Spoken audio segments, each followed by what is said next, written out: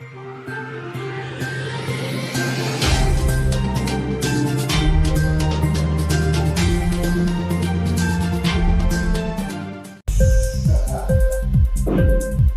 TV prime time news కి స్వాగతం.